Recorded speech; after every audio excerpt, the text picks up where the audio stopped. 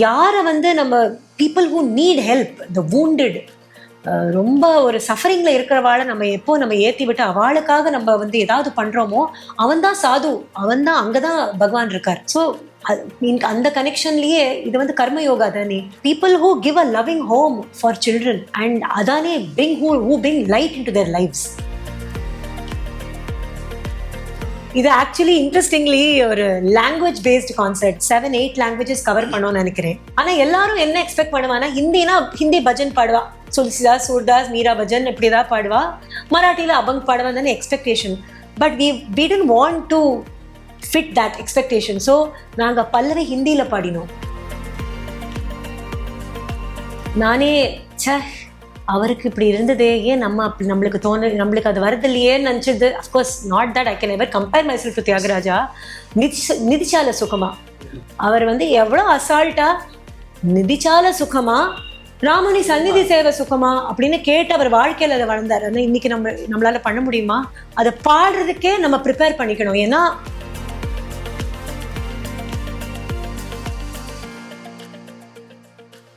உருவாக்கும் மண் SNS, வெற்றியின் மண் SNS இன்ஸ்டிடியூஷன்ஸ் கோவை.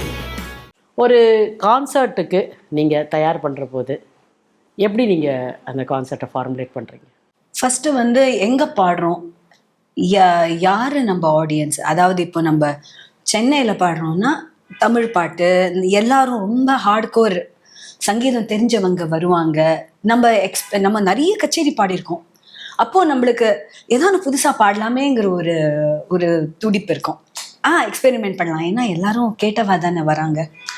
அப்போது நம்ம புதுசாக ஒரு ராகம் ட்ரை பண்ணலாம், புதுசாக ஒரு கம்போசரோட இதை ட்ரை பண்ணலாம், புது அபங்க ஒன்று டியூன் பண்ணியிருக்கோம், கம்போஸ் பண்ணியிருக்கோம், அதை பாடலாம். இந்த மாதிரி ஒரு ஃப்ரீடம் ஒகேஷன் பொறுத்து. இப்போ வந்து if I'm singing for a cos, charity, ரீசெண்டாக அடாப்ஷன் ஃபெசிலிட்டேட் பண்ணுற ஒரு எண்ட் பர்பஸ் ஆஃப் எனி ஆர்ட்ன்றது வந்து ரொம்ப பரிதவித்து கொண்டு இருக்கக்கூடிய ஒரு மனுஷனுக்கு உதவி பண்ணணும்.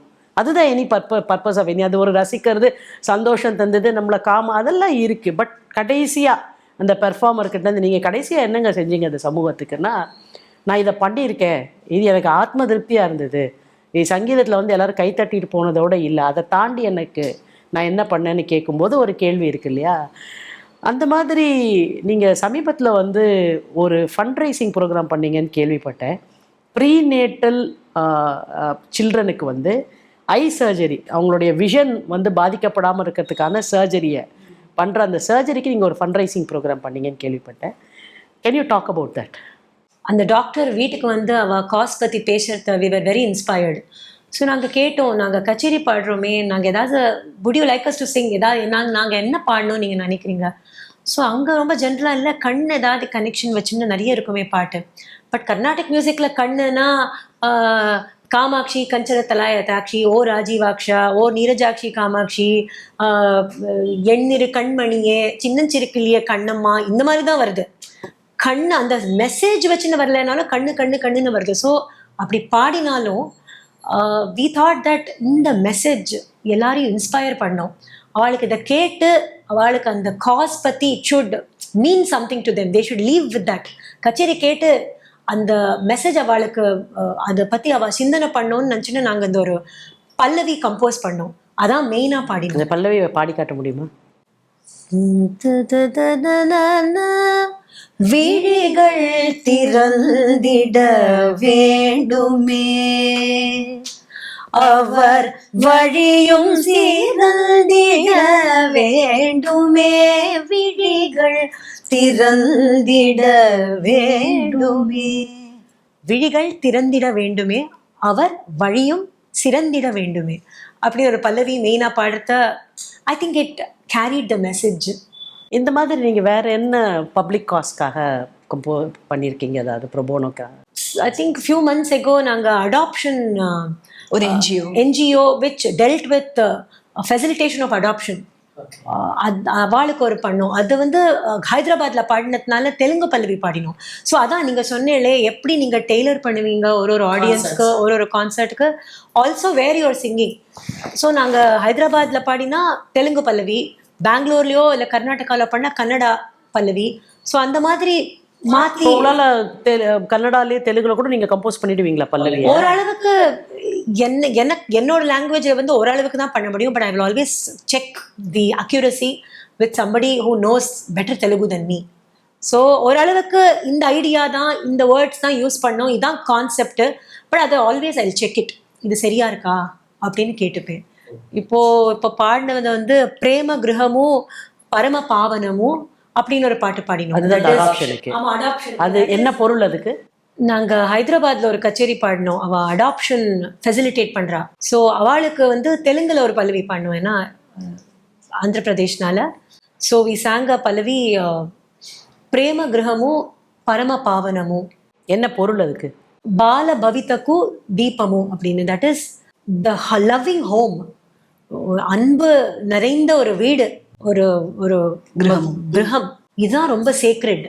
எல்லாரும் புண்ணியம் தேடிண்டு. இதுவே மராட்டியில வந்து ஒரு பியூட்டிஃபுல் அபங் இருக்கு. ஜேகா ரன்ஸ்லே கான்ஸ்லே தியாசி மணி ஜோ ஆப்புலே தேவ தேச்சேச்சி ஜானாவா தோச்சி சாது ஒழுக்காவா. இப்படின்னா யாரை வந்து நம்ம people who need help, the wounded, ரொம்ப ஒரு சஃபரிங்ல இருக்கிறவாளை நம்ம ஏற்றி விட்டு அவளுக்காக நம்ம வந்து ஏதாவது பண்றோமோ அவன்தான் சாது, அவன்தான் அங்கதான் பகவான் இருக்கார். ஸோ அந்த கனெக்ஷன்லயே இது வந்து கர்ம யோகா தானே. People who give a loving home for children and அதானே who bring light into their lives. அவ வந்து தே ஆர் பிளெஸ்ட் பீப்புள் அப்படின்னு ஒரு அர்த்தத்துல நாங்க வந்து ஒரு பல்லவி. இப்போ உங்களுக்கு மராட்டி நல்லா தெரியுது, அது இட் இஸ் வெரி எவிடென்ட். எழுதி படிக்க எல்லாம் பண்ணுவீங்களா? தெலுங்குல எந்த அளவுக்கு நீங்க எப்படி கத்துண்டேல, இல்ல ஓரளவுக்கு இம்ப்ரவைஸ் பண்ணி கொஞ்சம் செக் பண்ணி பண்ணிப்பீங்களா? அப்படிதான். ஆமா, ஆக்சுவலி நிறைய ஹெல்ப் கேட்டுப்பேன். கன்னடாவும் தெலுங்கு தமிழ் கூடி. ஏன்னா நான் பேசுற தமிழ் பக்கா பாலக்காடு தமிழ், அதுல மலையாளமும் கலந்துருக்கும். ஸோ தமிழ்ல அந்த அளவுக்கு எனக்கு ஒரு கான்ஃபிடென்ஸ் கிடையாது நானே எழுதுறதுக்கு. ஓரளவுக்கு தான் எழுதுவேன். ஸோ ஃபேமிலியில் நான் நல்லா தமிழ் தெரிஞ்சவா இருக்கிறதுனால அவள்கிட்டையும் கேட்டுப்போம்.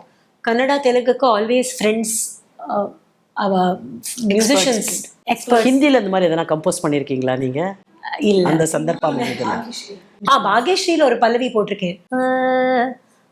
अब कहाँ मन भागे श्री राम चरण देख लिया, अब कहाँ मन भागे, अब कहाँ मन भागे श्री राम चरण देख लिया.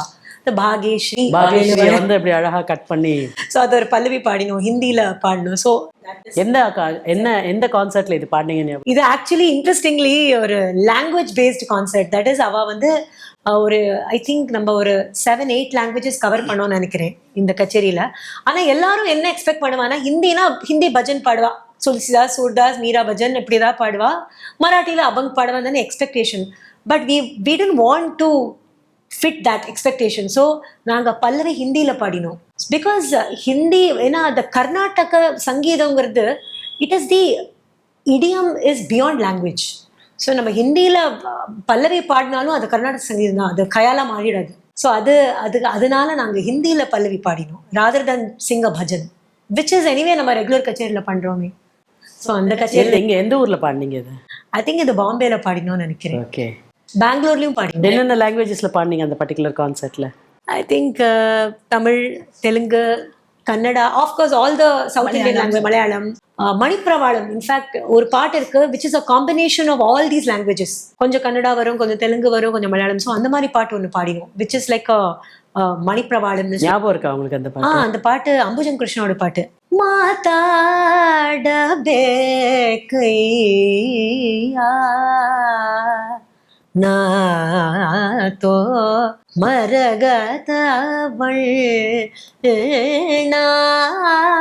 மனம் கனிந்து நீ மாதாடபே கையா. ஸோ நீங்கள் மாத்தாட பேக்கையாங்கிறது கன்னடா, மனம் கனிந்து நீ வந்து மலையாளம், நாத்தோ மரகத வண்ணாங்கிறது தெலுங்கு. ஸோ இப்படி ஒரு ஃப்ரேஸா ஒரு லாங்குவேஜ்ல இருந்து அது பாடி. மனம் கனிந்துன்றது தமிழ் தான். தான் தமிழ் சொன்னேனே முன்னாடி. மலையாளம். ஓ அப்படியா, so sorry, slip of tongue. Tamil. இப்போ ட்ரினிட்டி இருக்கா இல்லையா, ட்ரினிட்டியில வந்து ஒவ்வொரு பாடகர்களுக்கும் மனசுக்கு ரொம்ப பக்கத்தில் இருக்கிற ட்ரினிட்டி ஒன்று இருக்கும். Nothing wrong about the other 2 persons. ஒருத்தரை சாய்ஸ் பண்ணுறதுனால மற்ற 2 பேர் மேலே அப்படியெல்லாம் அதை யாரும் எடுத்துக்கிறது இல்லை. அந்த மாதிரி வந்து உங்களுக்கு ட்ரினிட்டியில் உங்களுக்கு ரொம்ப இது பாடும்போது ரொம்ப இதுவாக இருக்குது அப்படின்னு ஒரு ஜோஷ் இருக்கும் இல்லையா? அது யாருக்கிட்ட வந்திருக்கு உங்களுக்கு? யாரோட காம்போசிஷனில்? இது 2 நோ செகண்ட் தாட் தியாகராஜா. உங்களுக்குமே அப்படிதான்? எங்களுக்கும் அப்படி, எனக்கும் அப்படிதான். இதுல பல ரீசன் இருக்கு. ஒண்ணு வந்து அவர் எல்லா அக்கேஷனுக்கும், எல்லா கால பிரமாணக்கும், எல்லா பாவத்துக்கும் அவர் கீர்த்தனம் பண்ணியிருக்கார். ஒரு தாளம் வெரைட்டி, ஒரு பாவம் வெரைட்டி, கால பிரமாணம் வெரைட்டி, ராகம் ஏராளமான ஒரு வெரைட்டி. அதுக்கப்புறமா அவரோட அந்த கான்வர்சேஷன் வித் காட், ரொம்ப ஒரு சராசரி மனிதனுக்கு என்னெல்லாம் கேள்வி இருக்கும் அப்படிங்கிற மாதிரி ரொம்ப ஒரு பாவம். இந்த கேள்வி எப்படி இந்த மனுஷனோட மனசுல தோணுத்து அப்படின்னு தியாகராஜர் கேட்ட ஏதாவது ஒரு கேள்வி உங்களுக்கு எப்பவுமே உங்க மனசுல ஓடிட்டே இருந்திருக்கா? அது என்ன கேள்வி, எந்த பாட்டு?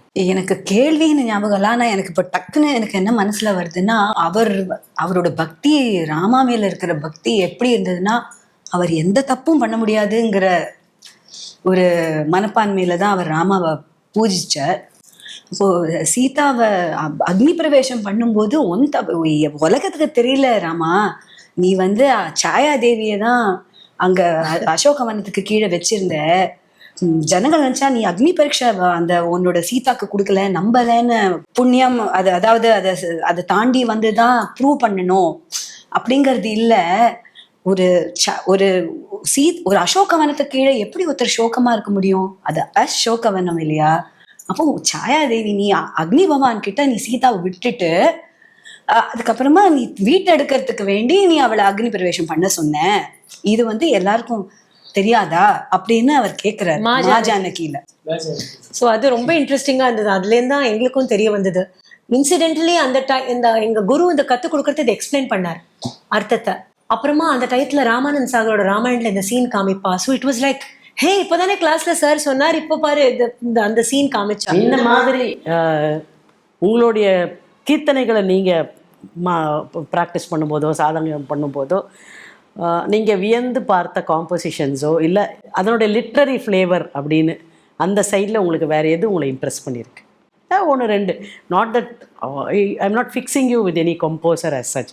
சும்மா நம்ம ரசனைக்கு ஏற்ற மாதிரி எப்படி எழுதிட்டார்ல, என்ன மாதிரி எழுதிட்டு அப்படின்னு உங்களுக்கு சில சமயம் நமக்கு தோணும் இல்லை? நம்ம வேலையெல்லாம் விட்டுடுவோம், மெயின் வேலையை விட்டுட்டு அப்படியே கொஞ்ச நேரம் உட்காந்துருவோம். நாங்களே இலக்கியம் படிக்கும்போது என்ன இந்த மாதிரி இதுக்கப்புறம் நம்ம என்ன பேசுறது இது அப்படின்னு வச்சிருவோம், கொஞ்ச நேரம் ஒன்றும் ஓடாது, அதுலேயே தெளிச்சு இருப்போம். திருப்பியும் to come back to our senses, இல்லை வேலையை பார்க்கணும், இதை பேசி ஆகணும் அப்படின்னு வர்றதுக்கு. அந்த மாதிரி எந்தாவது காம்போசிஷன்ஸில் நீங்கள் விகசித்து போன தருணங்கள், இந்த பர்டிகுலர் லைன், இது நம்மளே அதை நம்ம பண்ணி பாடுவோம் அப்படிம்போம் இல்லையா? இந்த மாதிரி ரொம்ப பிடிச்ச 2 பாடல் நினைக்கிறேன். வியந்து போய் நானே அவருக்கு இப்படி இருந்ததே, ஏன் நம்மளுக்கு அது வருது இல்லையே நினச்சது. Of course not that I can ever compare myself to Tyagaraja. நிதிச்சால சுகமா அவர் வந்து எவ்வளோ அசால்ட்டா நிதிச்சால சுகமா, ராமணி சந்நிதி சேவை சுகமா அப்படின்னு கேட்டு அவர் வாழ்க்கையில அதை வளர்ந்தார். ஆனால் இன்னைக்கு நம்மளால பண்ண முடியுமா? உங்களுக்கு அந்த மாதிரி ஏதாவது? பஞ்சரத்ன கிருதி என்ன ஒரு ஃப்ளோ, அதை பாடுறதுக்கே நம்ம ப்ரிப்பேர் பண்ணிக்கணும். ஏன்னா உங்களுக்கு எப்போ மூச்சு எடுக்க முடியுமோ அங்கே சங்கீதம் கனெக்ட் பண்ணும். எங்கே சங்கீதத்தில் பிரியறதோ வார்த்தை கனெக்ட் பண்ணும். இது கரெக்டாக பாடுறதுங்கிறது absolute acid test of vocal preparedness. நம்ம எந்த அளவுக்கு பக்குவம்னு அந்த பஞ்சரத்ன கிருத்தியை பாடினா தான் தெரியும். ஒரு சில பஞ்சரத்ன பாடுறத அழுக வந்துடும், ஃப்ரஸ்ட்ரேஷன்லேயும் அழுக வரும். ஒரு ஆர்டினரி மலையாள சினிமா பாடலில் ஒரு வரி வரும், நீங்கள் பஞ்சரத்ன கீர்த்தனைகள்னு சொல்லும்போது, பாலலகள் ஒழுகி வரும் பஞ்சரத்ன கீர்த்தனங்கள் அப்படின்னு ஒரு வரி இருக்கும். நான் அந்த லைனே கேட்டேன், பாலலகள் ஒழுகி வரும் பஞ்சரத்ன கீர்த்தனங்களா, எவ்வளோ அழகாக சொல்லியிருக்காங்க அப்படின்னு. இப்போ நீங்கள் சொல்லும்போது அந்த வரியோட தான் கனெக்ட் பண்ணிக்க முடியும். ஆமாம், ஃப்ளோ, அந்த మానవతన దుర్లభ మనసు నుంచి పరమానందమొందలేక మదమత్సర కామలోభమోహులకు దాసులై మోసపోదిగాక మొదటి కుల చుడకు సుభువిని క్షూద్రులు పనులు సల్పుచోనుంటిని గాక నరాధములను కోరి సారహీన మదములను సాధింపుతారు మారుదుడ్డు. இது பாடுறத எனக்கு இன்ஃபேக்ட் நானும் ரஞ்சினியும் இதை இந்த ஒழுங்கா பாடம் பண்ணது ஒரு ட்ரெயின்ல உட்காந்து நாங்க உட்காந்து என்ன அந்த அந்த பயணம் எங்கேருந்து எது வரைக்கும்? எல்லாரும் உட்காந்து ஐ திங்க் ரொம்ப not very young. I think I was 21 and she was 24 maybe R அந்த ஏஜ் 20-23 அந்த மாதிரி. நாங்க கம்பார்ட்மெண்ட்ல இருக்காளா இல்லையா கேட்கறாளா அவளுக்கு டிஸ்டர்பன்ஸா இதெல்லாம் எதுவும் கவலைப்படல. நாங்க பாடும் மானவதன துர்லப திருப்பி திருப்பி பாடுறோம். But at the end of that train journey எத்தனை பேர் எங்களை வந்து நீங்க எங்களை எங்கேயோ கூட்டின்னு போயிட்டேன்னு சொன்னா. ஸோ அப்போதான் அது that moment stays with me. But அந்த ஃப்ளோ, அந்த லிரிசிசம், அந்த போயட்ரி, அந்த மெசேஜ். ஏன்னா அங்க தியாகராஜா வந்து இருக்கிற all the bad qualities of the world of humans அவர் மண்டையில எடுத்துக்கிறார். அவர் அப்படி இல்லை. ஆனா அவர் செல்ஃப் அவரே ஹீ இஸ் டெல்லிங் தட் காம லோப மோகுலக்கு தாசுலை மோசப்போதி காக்க அப்படின்னு சொல்றார். ஸோ இவ்வளவும் தாண்டி ஸோ அதெல்லாம் படிக்கிறத you know that you are also not so perfect yourself. But அது பாடுறோம். ஆனால் hopefully one day you will reach at a point where we can be little more proud of ourselves. that's a beautiful thing. அதாவது ஒரு ஜேர்னியில் நம்ம போகிறது ஒரு journey, ஆனால் அதுக்குள்ளே வேற ஒரு ஜேர்னி போயிருக்கு. அது உங்களுக்கு மட்டுமானதா இல்லாமல் சக பயணிகளுக்குமான ஒரு வித்தியாசமான பயணம். அது ஒரு பயணம். அன்னைக்கு பயணத்தை பற்றியும் சொன்னேன். பட் அந்த பாட்டு பாடுறதே ஒரு பயணம் இல்லையா? ஃபர்ஸ்ட் வந்து ஸ்வரத்தை ஞாபகம் வச்சுப்போம், பின்ன வேர்ட்ஸை ஞாபகம் வச்சுப்போம், அந்தந்த டைட்டில் கரெக்டாக ஞாபகம் வச்சுன்னு பாடுறோம், ஞாபகம் வச்சோம். அது ஒரு பயணம். ஆனா அதோட அர்த்தத்தை லயிச்சு போய் பாடுறது இன்னொன்னு பயணம். அதுவும் அர்த்தம் புரியறது மட்டும் இல்லை, நம்ம லைஃப்ல அப்ளை பண்றது இன்னொன்னு பயணம். இதெல்லாம் தாண்டி வருவோமா? ஒரு ஒரு ஒரு ரயில் பெட்டிக்குள்ள பல பயணங்களை நீங்க பண்ணியிருக்கீங்க. அப்படி பார்த்தாக்க தமிழ் கம்போசர்ஸ்ல உங்களுக்கு பிடிச்ச காம்போசிஷன்ஸ், பிடிச்ச கம்போசர்? ஏன்னா தமிழ் நால்வர் இருக்காங்க, அஃப்கோர்ஸ் பாரதியாருடைய பாடல்கள் நிறையவே பாடப்படுகிறது மேடைகளில். அந்த மாதிரி உங்கள் மனசுக்கு ரொம்ப பிடிச்ச காம்போசிஷன்ஸ் என்னவா இருந்திருக்கு? நிறைய பிடிச்ச காம்போசிஷன்னா பாபநாசம் சிவனோட பாட்டு தான் நிறைய பிரபலமாக பாடப்படுறது. நாங்களும் நிறைய கற்றுட்டு இருக்கோம். கோபாலகிருஷ்ண பாரதியோட நிறைய பாட்டு ரொம்ப பிடிக்கும். நம்பர் ஆஃப் கிருத்திஸ், தமிழ் மூவர், அருணாச்சல கவி, அரியக்குடி டியூன் பண்ணியிருக்காரு. அதை மாரிமுத்தா பிள்ளை, முத்து தாண்டவர். எனக்கு நம்பர்ஸ் ரொம்ப தெரியாதனால நிறைய பாபநாசம் சிவனோட தான் நம்பர்ஸ் நிறைய தெரியறதுனால அதுதான் நிறைய ஈடுபாடு ஜாஸ்தி, நிறைய பாடுறோம். தண்டபாணி தேசிகரும் நீங்கள் அஃப்கோர்ஸ் பாடுறோம். ஒரு 2-3 கீர்த்தனை. அருள வேண்டும் தாயே, என்னை நீ மறவாதே, ஆனை முகத்தோனே, இந்த பாட்டெல்லாம் நாங்கள் பாடுவோம். ஸோ ரொம்ப ஒரு சிம்பிள் பட் வெரி இவோகேட்டிவாக இருக்கும். பட் என்னோட பர்சனல் ஃபேவரட்னா எங்கள் அப்பா ஒரு விருத்தம் எழுதியிருக்கார். அஃப்கோர்ஸ் இல்லை, தேவாரம்னு சொல்லணும். காதலாகி கசிந்து கண்ணீர் மல்கி ஓதுவார் தமை நந்தனி குய்ப்பது வேதம் நான்கினும் மெய்ப்பொருளாவது நாதன் நாமம் நமச்சிவாயவே. கம்பன் நன்மையும் செல்வமும் நாளு நல்குமே, திண்மையும் பாப்பமும் திண்மையும் பாப்பமும் சிதைந்து தேயுமே, ஜன்மமும் மரணமும் இன்றி தீருமே இம்மையே ராமாவென்ற 2 எழுத்தினார். இதெல்லாம் பாடுறத எனக்கு என்ன சேலஞ்சுனா, நான் கண் கலங்காம பாடணும். ஏன்னா நான் எப்போ கண் கலங்கி என்னோட இமோஷன்ஸை நான் அலோவ் பண்ணேனோ to rule over my strength, my control, அப்போ நான் வந்து பாட முடியாது. அது பிகாஸ் நான் ஸ்ட்ராங்கா அந்த இமோஷன்ஸ் அந்த டிஸ்டன்ஸ்ல வச்சுட்டு கேட்குறவாளை உருக வைக்கணும்னா அந்த ஒரு கண்ட்ரோல் இருக்கணும்.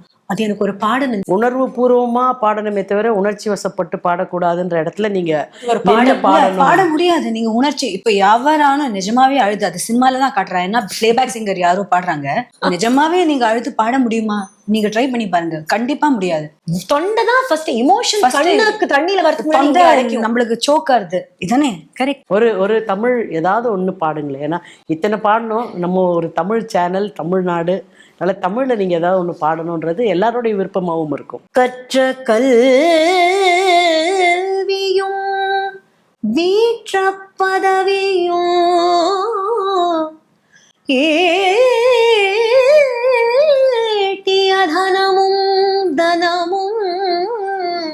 உற்ற துணையும் பெற்ற மகவும் மற்ற சுற்றமும் சுற்றி விழும் காலம்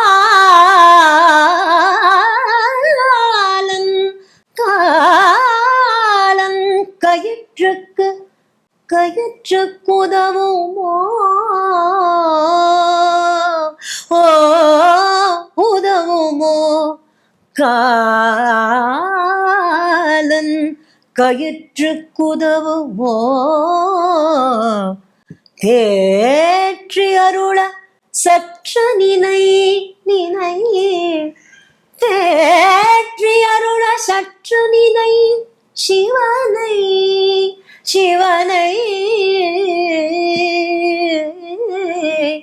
தேற்றி அருள சற்று நினை சிவனை